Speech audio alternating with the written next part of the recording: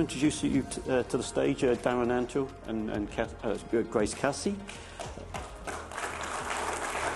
Look at that, I didn't even have to say any more than that. You're famous already. We have bios for both in the notes, but I know Darron very much as the CEO of Device Authority. He's very experienced in the space in IoT. And of course, Grace, if you'll have seen, she's got an established career in policy, in cybersecurity investment as well. And so I'm delighted to, actually the key point about Grace is she's been an external reviewer for the UK's strategic defence review. So we're going to have a fireside chat. I'm going to hand over to Darron. Now, Darron, look, we're running behind time a bit, but you've got two. Could you take us to about 10 to 11? You're great. Thank you. He's on, or oh, you can. Great, fantastic, automatic. Well, thank you. So delighted to be here, John. Thank you for the introduction. The CEO of Device Authority, we're founders and long-standing members of the IoTSF. But more importantly, just a quick background on Grace. I'll introduce you. Delighted to have you here. Grace brings a rare blend of experience to the stage, having served in the UK diplomatic service, including as Foreign Policy Private Secretary. That's a mouthful, to Prime Minister Tony Blair, and most importantly and recently to the Defence Secretary as an external reviewer of the 2025 Strategic Defence Review. She's also co-founder of Cylon Ventures, an advisory member of 1011 Ventures, a VC company that specialises in cybersecurity companies, and is recognised in the Fortune magazine as a top 13 security investor globally. And I've known Grace a few years. I also know you have tremendous access and to many CISOs in the commercial enterprise space, so well versed and well up to speed.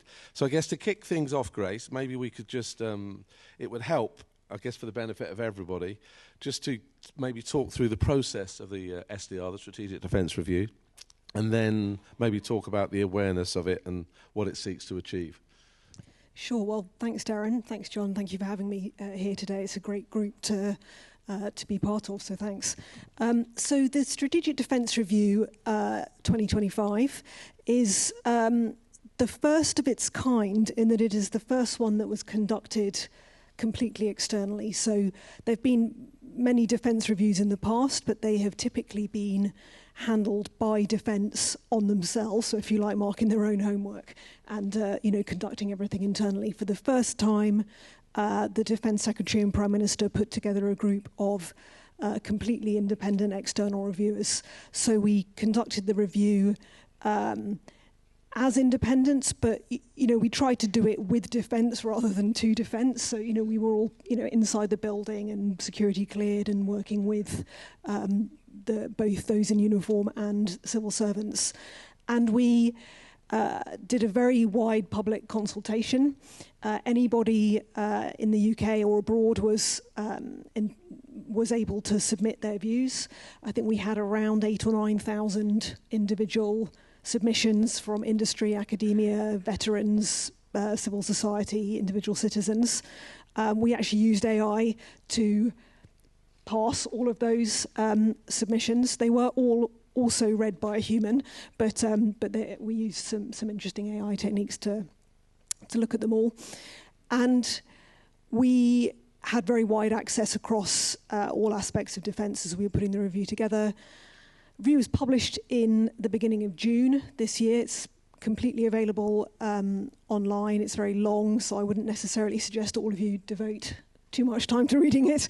But to answer your question of what it's trying to get at, well, we're trying to chart a path for the future of UK defence and to ensure that we are, as a country, set up for success in defence and national security, given the changing nature of the threat. I guess I would say the key headlines are: we call for a return to warfighting readiness. And, that sounds kind of worrying and sort of nerve-wracking to people. And in some ways it should, because it reflects the changing strategic environment. But what I always like to be clear about is we're trying to return to that state of warfighting readiness, principally to act as a deterrent. We're not trying to start a war, we're trying to prevent a war from beginning. And as part of that, you need to show your adversaries that you don't want to be messed with effectively. So what does that warfighting readiness mean? It really means that we need to return to an ability to endure in campaigns both above and below the kinetic threshold of war. So that gets at industry being in the right place to manufacture what is needed over a long period of time. It gets at making sure that we have the right equipment for our armed forces, the right digital foundations for our armed forces, and we can come on to talk about the kind of digital and cyber aspects of all of this. And it gets at the broader sense of homeland resilience. For a long time, I think defence has been somewhat in a kind of walled garden of its own, and ordinary people only ever really connect with it if they happen to have family members who are serving or might have served themselves. To sustain a campaign in future, as we've seen very vividly in Ukraine, it's a whole of society effort, and trying to bring that understanding back to the UK is a big part of what we're trying to do with the review. Okay. And you mentioned there's a paper that was published. I mean, there is actually a great summary I think you can get from ChatGPT as well, which might be a good read for people. But so could you also talk maybe then a bit more about the nature of new threats? And then I guess something that's mentioned in the paper, the emergence of the CyberEM command, which might be a new phrase to most. Yeah, sure. So a lot of our thinking was, you won't be surprised to hear, I think, influenced by the nature of the campaign that has unfolded in Ukraine, which I think has quite vividly illustrated the different kinds of threats that modern warfare entails. The most visible part of that is drones. The story of drones is in many ways the headline story of the Ukraine conflict. But it goes beyond just the kind of aerial drones that people are probably most familiar with, and gets into different kinds of warfare in the maritime space, and absolutely in this cyber and electromagnetic space. That changing nature of modern warfare, which requires real-time integration and secure integration of ships, tanks, planes, people, different kinds of smaller fleets of autonomous and semi-autonomous vehicles, whether maritime or air. That has really pushed up the agenda, the importance of the cyber and electromagnetic domain as a domain of warfare. So I think we're all used to the air, land and sea as domains of warfare. Space has become more widely understood as a domain of warfare in recent years, but we're really just putting more attention on the cyber and EM domain as both, if you like, a vector of threat, but also a domain of where people are conducting modern warfare. So we have called for the creation of a cyber and electromagnetic command, which will coordinate defensive cyber activity in the event of, both in the event of a kinetic war, but also reflecting the fact that the grey zone, or the sub-threshold areas, people call it different things, but grey zone is probably the most well understood. It's the sort of level of activity that goes on that doesn't reach the classic threshold of war, but is nonetheless we're contesting daily with our adversaries. I think the German Chancellor recently said, well, we're not at war, but we're not at war, we're not at peace, right? So we are daily fighting off significant attacks from adversaries in that grey zone. And so the creation of the CyberEM command is partly a reflection of the importance of institutionally making that clear, that we need to sort of build our muscle in that space and be ready to defend every day. Okay, and that's in its creation now, the CyberEM? Yes, it's in its creation now. Alongside that specific CyberEM command creation, the MOD has also renamed what used to be called Strategic Command It's a bit probably detailed for people, but strategic command is the bit that does everything that the Army, Navy, Air Force don't do as individual commands. So things like special forces, military, defence intelligence, and so on, that everything that's cross-cutting. That is now called the Cyber and Specialist Operations Command, again, making clear that this cyber angle, this integrating domain is central to how we're going to deter and fight in future. Okay, excellent. And I guess in terms of moving on, it'd be good to get your views, because there's lots of, I guess, cyber companies and other industries, but why is industry so important as a key component of the SDR, and maybe talk to what could or should change as a result of the SDR review? Yeah, I mean, the role of industry is absolutely central to the review. We recognise from the beginning that this readiness, this resilience that we're calling for will only really be delivered in partnership with industry. Actually, militaries don't win wars, economies win wars. And so, without the private sector's engagement, we're not going to realise the vision that we've set out. Specifically from a cyber perspective, I think the other thing that's really important to call out, I'm sure everyone in this room instinctively understands this anyway, but I think it's worth calling out that much of our national attack surface now is in private hands. So if you think about our critical national infrastructure, our broadband, our undersea cables, our water plants, our energy systems and so on, it's nearly all in private hands, transport and so on and so forth. In order to defend that national attack surface, one has to work in partnership, public and private. NCSC can play a certain role there, but it can't do it all. It's on the operators and owners of that infrastructure to defend themselves as well. So this partnership is absolutely central to the vision of delivering a kind of whole of society response. What needs to change, I think, is more openness probably on the part of government to share more about the threat as it evolves. Some of you may have seen that NCSC spoke recently about the number of significant attacks that we're facing here I think they said 4 nationally significant attacks a week or something quite sort of shocking. More than doubled year on year, hasn't it? Yeah, and I think that openness is welcome, partly because I think it also brings home to ordinary citizens quite how hot it is out there in the grey zone.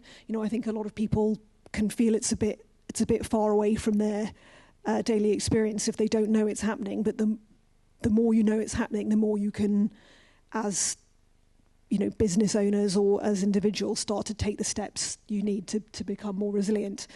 I think the other point about the relationship with industry is that the pace of the threat is changing very quickly, and our adversaries are very, very good.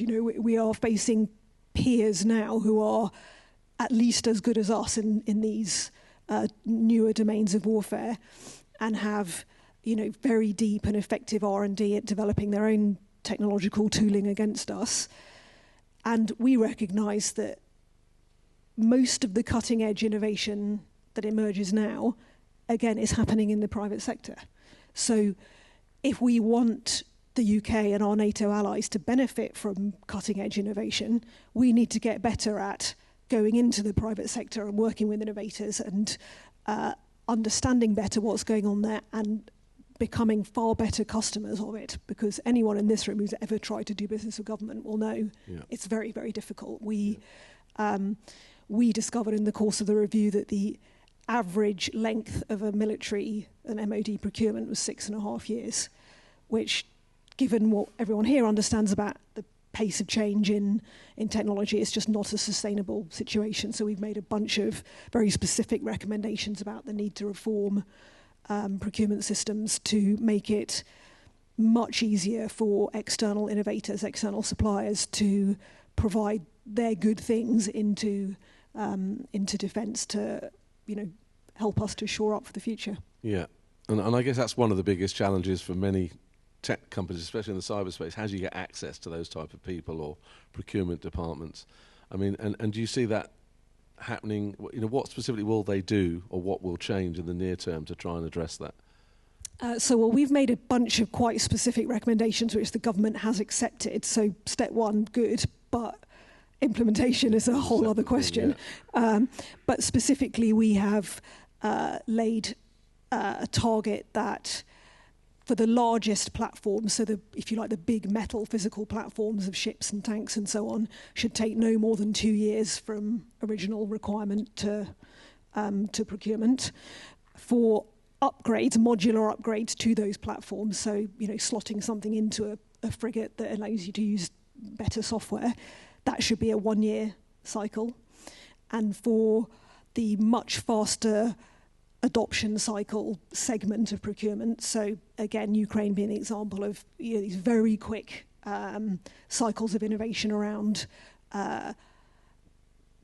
autonomous systems and how one can use autonomous systems, and the jamming and the sort of cat and mouse game that goes on with adversaries mean we have this very fast cycle. We are requiring no more than 3 months from start to finish when you're procuring that kind of faster iteration capability. Now, that, as I say, is accepted now by government. It's not going to be easy for them to implement that because we're culturally moving from a system that, as I've said, works much, much slower than that, and typically has a much lower risk appetite.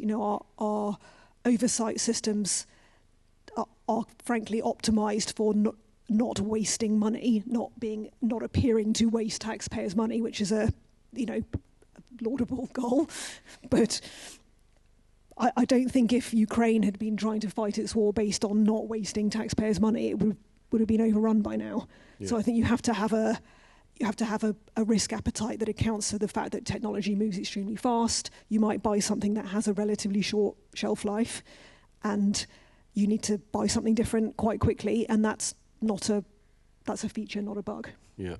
So if the government accepts that, that's great, and I guess you then need to see the change that you talked on. So what do, I guess, people, entrepreneurs, or the people that are responsible for these companies, what changes do you think they need to make to the flip side?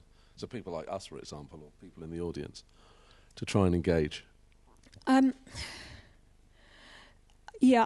think most entrepreneurs kind of know how to sell their products to customers. So, more of the change needs to happen on the other side of the scale. I think for entrepreneurs can try to get into the problem set of these users across defence. We're also encouraging defence not to set out very highly detailed specifications, right? So that's, again, typically been the way this has worked in the past. They decide they want a capability, and they'll very, very detailed specifications are set out up front, very specific architectures and so on. That, again, I think we'd like to see that dynamic shift to problems being set out. We have this problem that we need to solve, and asking innovators to come and help work with them to create a solution to that problem, and if you like, co-create whatever architecture might be necessary together. So I think for entrepreneurs to come into that new style of working with an open mind to problem solving with the customer, rather than necessarily saying, well, this is our thing and this is what it does and you buy it or not. So I think a sort of mutual problem solving mindset would be great. Okay. And I guess before we wrap up. So we've heard a quote from the National Cybersecurity Centre. But what's the role or the association of the NCSC with the SDR? Is there one, or? So NCSC, being an agency of GCHQ, was not formally considered as part of our review because it's not part of the defence infrastructure. It does. The intelligence community obviously contributes significantly to the National Cyber Force, which is the offensive cyber part of defence. But so NCSC was not within our remit, but we obviously spoke at length to them through the process because we can't deliver on this whole of society vision without the kind of relationships that NCSC has with vendors and partners in the private sector. So, it's a hugely important part of delivering on this vision. Mm-hmm. But because it's not formally part of defence, it's not it's not kind of wasn't in our remit. In your remit, yeah. Okay, good. Okay, John, I think we can. Is there any questions from the audience at all? Did anyone want to be brave and shout one? I think we've got time for one. I can't see with blinded lights. Yep, there is one out there. Do you want to shout, or is there a microphone nearby?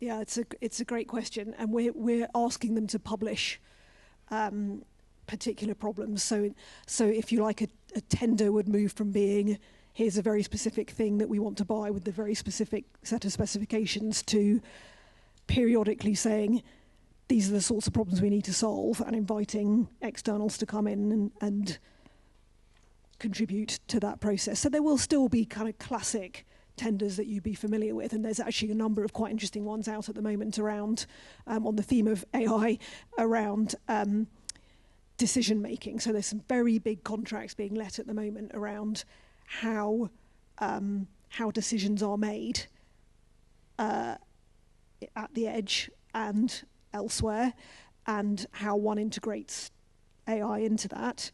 So, keep an eye on those kind of tenders, which, typically you'd respond to in a group because they're quite large, and so you'd be sort of joining up with other entrepreneurs and other probably still prime contractors to answer them. Thank you. Well, look, thank you, Grace. Thank you, Darron.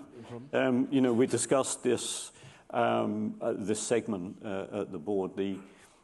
Clearly, we're a community of defenders. I think the ultimate competition is war, but we're defenders. And we think this is the way we see a lot of members who are interested to move into this space. And we wanted to create an opportunity to give it an airing, to say there is opportunity here. We need to link what we're doing with the national requirements. So once again, Grace, thank you so much for taking part in today and giving us the benefit of your expertise. And Darron, thanks almost for stepping in. Thank you.